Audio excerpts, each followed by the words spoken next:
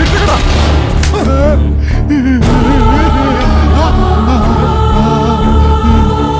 நீ போய் அந்த பத்திரத்தை எடுத்துட்டு வரா. இன்னைக்கு சொத்தை பிரிச்சு கொடுத்துடலாம்.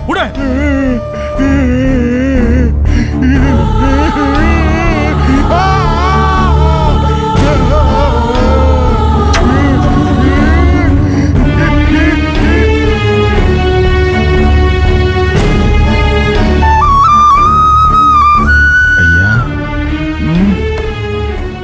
ஐயா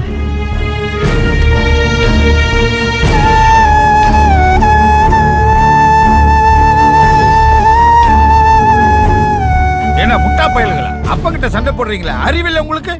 என்ன சொத்தை மூணா பிரிக்கிறீங்களா? உங்க பொண்ண நான் கல்யாணம் பண்ணல, நாலா பிரிக்கணும். புரியுதா? நீயாவது புத்திமதி சொல்லலாம் இல்லப்பா. இதுக்கு காரணமே நான் தான். சொத்தை பிரிச்சு கொடுக்கறதுல எனக்கு ஒன்றும் பயம் இல்லப்பா. சொத்தை பிரிச்சு கொடுத்தா ஆளாளுக்கு பிரிஞ்சிருவாங்களோன்ற பயம்தான்ப்பா. சொத்தை பிரிக்கலன்னா நீங்க போயிருவீங்களே. நானே இப்ப பாதி பணமா தாண்டாப்பா இருக்கேன். எப்ப சொத்தை பிரிச்சு கேட்டாங்களோ அப்பவே பாதி உயிர் போயிடுச்சுப்பா. இந்த இந்த இந்த இந்த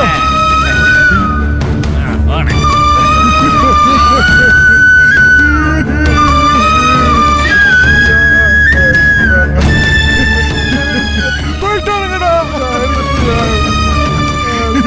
இந்த அப்பனை புரிஞ்சுக்காம என்ன விட்டு போயிட்டானுங்கடா.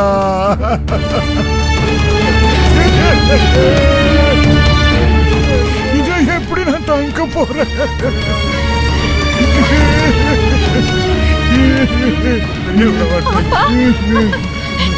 என்ன பாச்சு?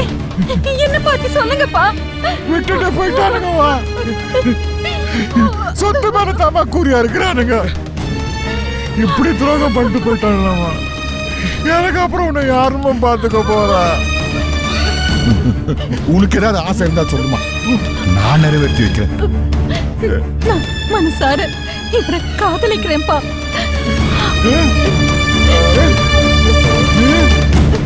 நான் பார்த்திருந்தா கூட இப்படி ஒரு மாப்பிள்ளைய பார்த்திருக்க மாட்டோமா.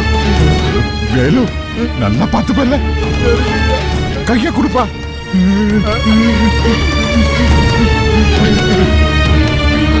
இவ்வளவு நல்லபடியா வச்சு காப்பாத்துறா. சொந்தமெல்லாம் ஓடி போச்சுல்ல, அவங்களை ஒண்ணு சேர்க்க வேண்டியது உங்களோட பொறுப்புடா. குருமுனூர்ல ஒரு ஏக்கர் நல்லா இருக்குடா. நீங்க இங்க இருக்க வேண்டாம். உங்க ரெண்டு பேரும் ஏதாவது பண்ணிடுவானுங்க.